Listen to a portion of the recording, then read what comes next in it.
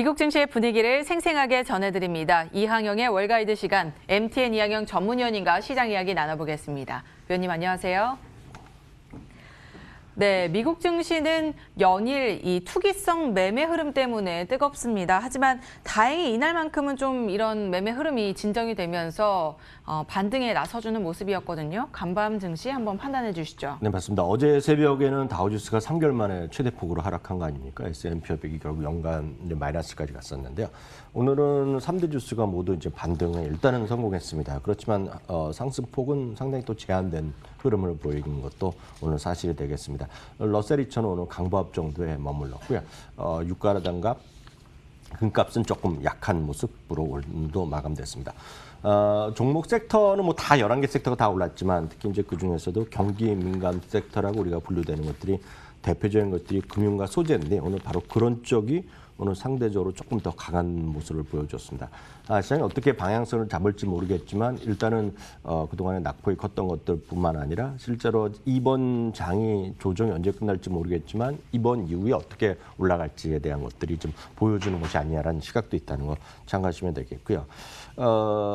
저희 시청자 중에서 이런 것도 하시는 분이 계실지 모르겠지만 어찌됐건 최근 들어 핫한 주식들은 결국 공매도에 관련된 그런 주식들 아닙니까? 근데 그런 것들이 어제부터 오늘 일부가 나온 것들이 찰스 수압 그리고 TD 그리고 로빈훗 등에서 공매도 관련 주식에 대한 매매를 제한했었는데 뭐 이런 것들이 계속 이어질지 모르겠습니다. 왜냐하면 그런 것들이 오늘 게임스탑, AMC가 오늘 40% 50%씩 오늘 전일 대비로는 많이 한다게 떨어졌고요. 사실 오늘 아침 고가 대비로는 더 많이 떨어졌는데요. 지금 또 잠시 전에 나온 소식을 보면 저 로빈훗이 이제 금요일부터 다시 일부 그런 주식에 대해서 제한적이나마 거래를 허용한다니까 오늘 30-40% 떨어졌던 것들이 시간에서도 30-40% 올라가고 있거든요. 그러니까 이런 좀 급등락 장세 그런 주식들은 급등락은 계속 이어지고 있습니다.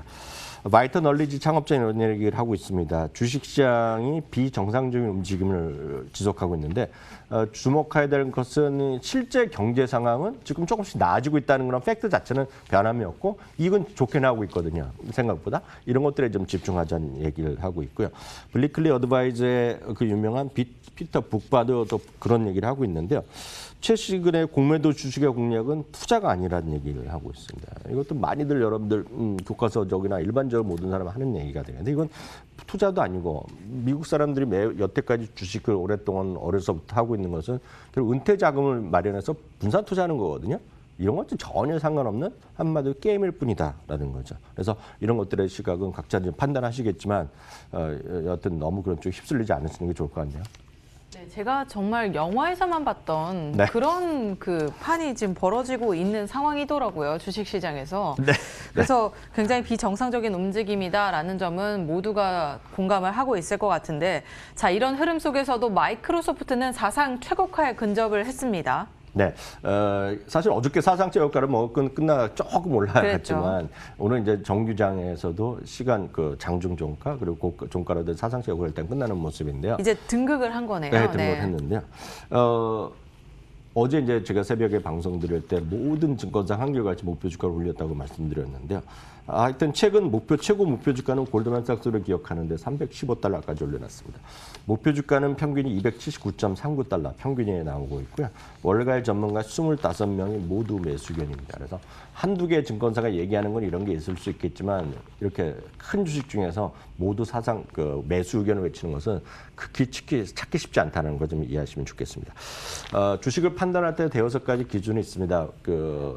대부분 교과서에서 똑같은 얘기를 하고 있는데 배당이라든가 재무 안정성, 사업 독점성, 수익 성장성, 현금 창출력 등에서 한마디로 최고 수준의 회사인 것은 틀림없겠고요. 늘 말씀드리지만 굳이 또 안 쓰시는 분 계시겠지만 여러분들이 PC나 노트북 키는 순간 항상 따라 올라오는 것이 윈도우 아닙니까? 윈도우 없는 세상에서 찾기는 쉽지 않다라는 것은 뭐 팩트다라고 이해하시면 되겠습니다. 네. 뭐 다양한 분야에서 최고 수준을 기록하고 있고 월가에서도 25명 모두 강력 매수 의견을 제시하고 있는 마이크로소프트입니다. 자, 이렇듯 마이크로소프트라는 종목에 대해서도 살펴봤고요. 이날 시장을 또 움직였던 어느 정도는 힘을 줬다고 봐야겠죠. 경제 지표들이 있었는데 미국의 4분기 GDP 성장률부터 함께 체크해 볼까요? 한 두 가지 정도 보시면 좋겠습니다. 4분기 GDP가 4.0% 플러스가 났습니다. 아시다시피 전 분기 대비인데요. 전망은 4.3이었는데 그보다 약간 부족했습니다. 좀 아쉽기는 하지만 실제로 보면 큰 흐름에서 보서는 너무나 명확한 거죠. 어찌됐건 4분기에도 계속해서 코로나19는 확산됐다는 거. 그렇기 때문에 약간은 조금 생각보다 부족할 수 있지만 나름 이제 전망은 계속한 긍정적인 시각이 많이 나오고 있다고 보셔야 되겠고요. 특히 이 그림은 이제 연간인데요. 연간이 이제 마이너스 3.5%입니다. 3.5%는 글로벌 GDP랑 비슷한 수준이라고 보셔야 되겠고요. 아시다시피 우리나라가 마이너스 1.0 아닙니까? 그리고 이제 중국이 거의 큰 나라 중에서 유일하게 성장한 나라인데요. 여튼 작년에는 그랬지만 올해는 그나마 큰 희망을 바라보는 것이 전반적 시각이라고 보셔야 되겠고요. 신규 실업 청구 건수는 지난주보다는 조금 낮아졌지만 그래도 84만 7천 건, 꽤 여전히 높은 것이라고 보셔야 되겠고요. 전망은 87만 5천 건입니다. 이 부분은 어저께 제롬 파월 의장도 얘기했고 이걸 한두 번 얘기한 건 아니거든요. 여러분들이 이렇게 이해하시면 되겠습니다. 미국의 지난 팬데믹이 발생한 2월부터 지금까지 그 최대한 2천만 개 일자리가 사라졌는데 1,000만 개가 지금 회복됐다. 1,000만 개는 아직 없다. 그리고 이것들이 이제 조금씩 회복되겠지만 과거의 1,000만 개를 완전히 회복해서 마이너스 3.5% 실업률이 3.5% 가는 길은 2023년, 2024년이나 가능한 거리고 새로운 어떤 직종이 또 많이 생기겠죠. 새로운 잡. 대표적인 것들이 결국은 재택과 관련된 것들. 쪽에서 또 많이 일이 생기지 않겠습니까? 당연히 클라우드도 생기고 보안, 사이버 보안도 생기는 건데 하여튼 새로운 쪽에서 일자리가 많이 또 생기겠죠. 그렇기 때문에 또 다른 비즈니스를 하는 사람들 많이 있겠으나 여하튼 일자리에 대해서는 전 그렇게 말씀드리고 싶어요. 하여튼 큰 기대를 하지 말아야 된다. 이건 전 세계 공통적인 현상이다라고 이해하시면 됩니다. 네, 그리고 또 한 가지 한국과 좀 다르다라고 볼 수 있는 게 워낙 일자리에 대한 변동성이 큽니다. 일단 한 회사에서 평생을 일한다는 그런 거 자체가 없잖아요. 미국은 철밥통이라는 그런 단어가 아마 없을 겁니다. 네. 이직을 많이 해야 그만큼 그 사람의 능력이 입증이 되는 거고 그만큼 일자리도 크게 변화하는 그런 사회적인 분위기가 있기 때문에 이런 점도 참고를 하셔서 지표를 바라보시는 것이 좋을 것 같다는 생각이 듭니다. 자, 어제 실적을 발표한 애플과 테슬라도 함께 볼 텐데요. 아니 좋은 실적이라고까지는 못할 수도 있지만 애플은 일단 분기 실적 1,000억 달러를 돌파했음에도 불구하고 간밤 주가는 하락을 했습니다. 이런 실적 발표 이후에 주가 하락의 움직임에 대해서는 어떻게 우리가 바라볼 수 있을까요? 큰 틀에서 보면 걱정할 것이 하나도 없어 보입니다. 왜냐하면 마이크로소프트가 어저께 새벽에 보합 정도 끝났는데 오늘 좀 올라간 거 아닙니까? 애플도 마찬가지죠. 그동안 또 사상 지역권도 갔으니까 좀 쉬는 모습 나오겠지만 애플에 대해서 12개 증권사가 오늘 의견을 냈거든요. 최소한 12개 냈는데 거의 대부분이 목표 주가를 상향했습니다. 물론 오늘 12개는 뭐 사실 다 오르긴 올렸는데 의견이 여전히 중립하는 곳도 꽤 있습니다. 그래서 마이크로소프트랑 비슷하지만 여하튼 의견은 여전히 다양한 시각이 있다라고 보셔야 되겠습니다. 특히 이제 애플의 가장 중요한 것은 1,000억 달러 매출을 넘는 정도로 기대했는데 1,100억 달러의 매출 나오는 것도 무서웠는데요. 가장 그 한복판에 있는 것은 애플의 아이폰 매출이 전년 동기 대비 17%가 늘어났다는 거 주목하셔야 될 것 같고요. 애플의 모든 사업 분야가 두 자리가 매출이 늘어났거든요. 그만큼 애플에 대한 어떤 시장의 지배력, 독점성은 더욱더 강화되고 있다라고 보셔야 되겠고요. 그렇기 때문에 중국 같은 경우에서도 지금 화웨이에 쓰던 사람이 15%가 애플로 옮겼다. 그런 얘기 뉴스 그저께도 한번 들어보셨을 텐데요. 어떤 애플의 이런 고공행진은 여전히 이어진다고 보셔야 되겠습니다. 다만 이런 실적과 관련돼서 실적 숫자 말고 한두 가지만 더 말씀드리면 어제 이제 끝나고 나서 틴콕이 이제 IR을 하는 거 아닙니까? 물론 온라인으로 다 했는데요. 질문한 사람들에 대한 답변 중에 아주 흥미로운 부분이 있는데 이 부분만 어저께 저희가 방송할 때 못 전해드리기 때문에 이 부분만 말씀드리면 한 애널리스트가 이걸 물어봤습니다. 틴콕한테 앞으로 하고 싶은 사업 분야가 뭐냐라는 질문을 했는데요. 아주 명확히 얘기했습니다. 큰 틀에서 잡아서 애플의 입장에서 보면 잠재력이 매우 큰 시장에서 아직까지 시장 점유율이 아직 조금밖에 없는 것도 있고 아니면 아직 전혀 못 들어가는 곳이 있다는 거죠. 그러니까 뭐라고 특별하게 얘기는 안 했습니다. 그리고 추가한 얘기가 하드웨어와 소프트웨어 그리고 서비스가 결합된 그런 새로운 제품군에 투자하고 싶다는 얘기를 했습니다. 다시 말씀드리지만 자동차라는 얘기를 한 번도 언급을 하지 않았지만 그렇기 때문에 룩벤처스의 짐 머스트나 일부 이제 애널리스트는 이건 뭐냐, 이건 명확하게 자동차를 얘기한 거다. 라는 해석도 있다고 해석도 있으니까 참고하시면 되겠고요. 다음은 테슬라입니다. 테슬라는 워낙 이제 의견 자체가 광범위한 거 아실 것 같습니다. 테슬라는 4곳 정도가 어저께 그 의견을 냈는데요. 투자 의견을 바꾼 것은 하나도 없고요. JP 모건이 가장 박하게 보고 있는 거 아닙니까? 지난주에도 조금 올렸는데 이번에도 $10 정도 올려놨습니다. 125달러에서 135달러 올려놨지만 여전히 의견은 매도 의견을 갖고 있겠고요. JMP 증권에서는 오히려 매수해서 중립을 한 단계 내렸습니다.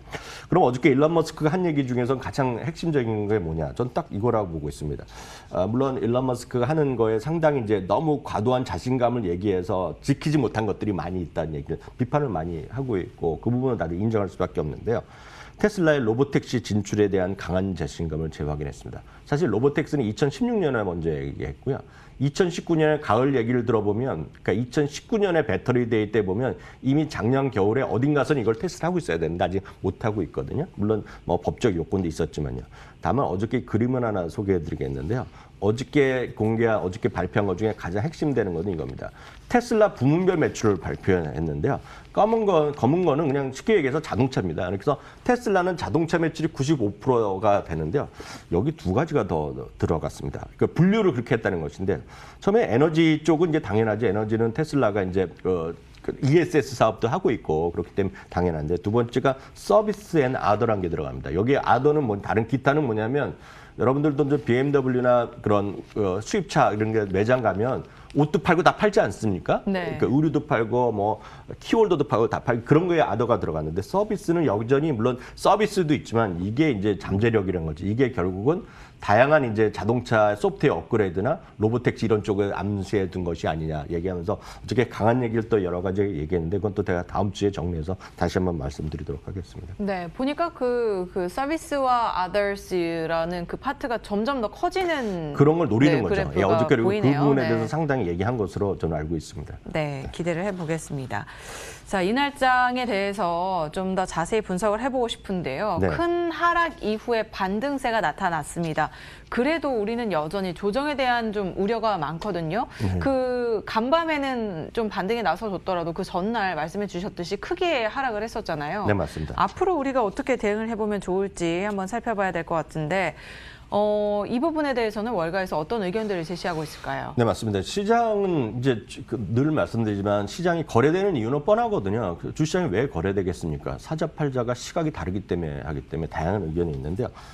여전히 기술주에 대한 고평가 논란은 분명히 뭐 현재 진행형인데 언제라도 지금 끝나진 않을 것 같습니다. 이 부분 한 5년째, 6년째 지속되고 있는데 내년에도 똑같이 이런 건 진행될 것 같습니다. 특히 이제 닷컴 버블 이후에 PR은 뭐 당연히 최고가가 되고 있겠고 이건 매출 대비 주가 수준인데요. 매출 대비 주가 수준도 닷컴 버블 때는 10배가 넘었는데 지금 이제 6배 넘고 이러거든요. 그래서 상당히 많이 올라간 건 사실이지만 또 단적으로 반대로 얘기하는 사람들은 지금 초저금리 시장이고 이익을 나는 기술주들이 올라가고 있는데 지금 2000년, 1998년, 99년 닷컴 버블과는 다르다는 얘기를 많이 하고 있습니다. 다만 주식시장은 어떤 이유가 됐건 간에 주가의 단기간에 많이 오른 건 사실이고 특히 마지막 표현은 좀 그렇지만 끝물 같은 움직임을 많이 보이고 있습니다. 지금. 왜냐하면 제2의 뭐를 찾는 분위기 그리고 얼마 전만 하더라도 스펙에 관해서 집중돼 있고 지금은 다들 공매도가 많은 것만 찾는 이런 것들 보면 정상적인 플레이는 아니거든요. 그러니까 이런 것들에 대해서 시장은 그 경고의 목소리가 분명히 있고 저도 일정 수는 시장은 상당히 지금 변동성이 커질 수밖에 없다. 단기간에 그렇게 보고 있는데요.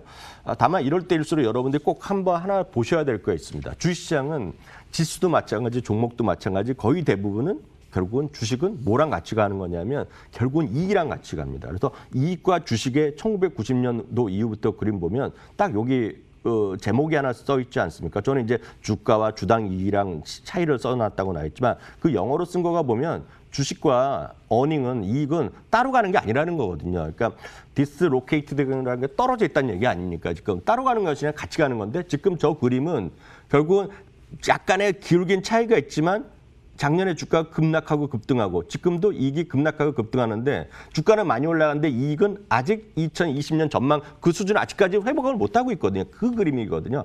그러니까 시간은 걸리겠지만 방향성은 맞다는 얘기죠. 이런 것들을 여러분들 웬만한 것들을 이익이 나는 기업들 이런 것도 똑같이 적용된다라고 보셔야 되겠고요. 다만 늘 말씀드렸다시피 이럴 게 어저께도 한번 정리드렸지만 본인이 분산 투자를 잘하고 있는지 그리고 해치 그런 레버리지를 쓰고 있지 않은지 그리고 리스크를 잘 이해하고 있는지 한 3가지 정도만 갖고 여러분들이 잘 판단하시면 되겠습니다.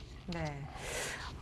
일단 1990년 이후 S&P 500 지수와 주당 이익 추이를 보니까 같은 방향성으로 좀 같이 가는 흘러가고 있다. 겁니다, 결국은. 체크를 해봤습니다. 월가의 시각까지 한번 살펴주실까요? 네, 월가는 늘 말씀드리지만 진짜 다양한 시각이 있는데요. 뱅크 오브 아메리카는 지금 가장 시장을 박하게 보는 것입니다. 크레딧 스위스랑 같은데요.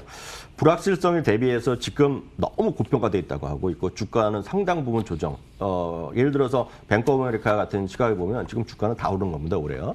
그 정도로 좀 박하게 보고 있고요. 모건 스탠리는 하반기는 상당히 좋아질 거라 보고 있지만 지금 당장 조정이 이어지더라도 놀랍지 않다라는 표현을 하고 있는데요. 약간 다른 의견 보여드리겠습니다. 골드만삭스의 글로벌 수석 투자 전략가인 피터 오펜하이머는 이런 얘기를 하고 있습니다. 현재 조정은 새로운 주식 사이클의 진입 구간으로 이해해야 한다는 얘기하고 있고요. 경기 회복에 대한 기대감이 있기 때문에 당연히 경기 민감주랑 가치주에 좀 주목해야 된다는 얘기를 하고 있습니다. 이런 것들 여러분들이 생각하는 건 약간 다르죠. 경기 민감주 딱 이것만 이해하시면 되겠습니다. 자동차 같은 겁니다. 자동차. 예, 테슬라가 아니라 뭐 GM이나 포드 이런 것들은 될 수 있다라는 거를 그냥 단편적으로 제가 예를 들어드린 겁니다. 경기 민감주요. 그리고 경제 회복을 근거로 인해서 주식시장이 강한 반등을 재개할 거라는 얘기하고 있고요.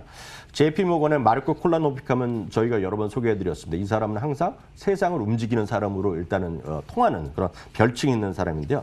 단기 차익 실현 때문에 주가가 떨어진 거는 늘 매수 기회로 삼아야 된다는 얘기하고 있고요. 이분은 더 직접적으로는 얘기를 하고 있습니다. 최근에 그런 사태 있지 않습니까? 사태계 표현하면 그걸로 돈을 버신 분한테는 죄송하지만 일단은 롱숏 플레이, 그러니까 그런 헤지펀드가랑 됐고 이렇게 강하게 이제 숏 스퀴즈를 노리고 이런 사람들의 그런 매매 있지 않습니까? 그거에 따른 주가랑은 펀더멘트랑은 1도 상관없기 때문에 전형적인 매수 기회라고 얘기하고 있고요. 전 세계에서 가장 소위 가치 투자의 그 최고 권위자는 뉴욕 대학의 다스머스 에스워스 다모다라는 교수가 있는데 사실 한 2시간 전에 지금 CNBC랑 인터뷰하는 걸 제가 직접 라이브로 봤는데 이런 얘기를 하고 있습니다. 많은 사람들이 헤지펀드를 공략하고 있고 자기도 헤지펀드를 한 번도 지지한 적 없지만 이런 일이 벌어진다고 해서 헤지펀드가 망하지 않는다는 거.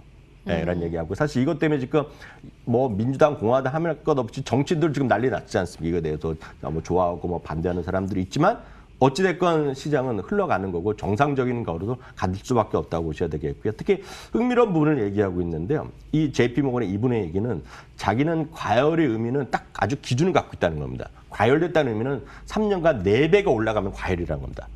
자기 계산에는. 근데 S&P 500이요. 3년간 30%밖에 안 올라갔다는 겁니다. 등락이 있어서 그렇죠. 30% 올라갔기 때문에 이거는 과열이라고 할 수 없다는 얘기를 하고 있습니다. 다만 기술주 일부, 전기차는 과열이라는 겁니다. 이분 얘기는. 그렇기 때문에 이분도 경기 민감 섹터, 가치주 이런 쪽에 좀 가라. 이런 얘기를 하고 있다는 것도 참고하시면 좋겠습니다. 네, 전반적으로는 역시나 경기 민감 섹터에 대한 강조하는 내용들이 전해졌습니다. 자, 이렇게 미국장 소식 체크를 해봤고요. 잠시 후에 미국 주식 무작정 따라하기로 다시 돌아오겠습니다.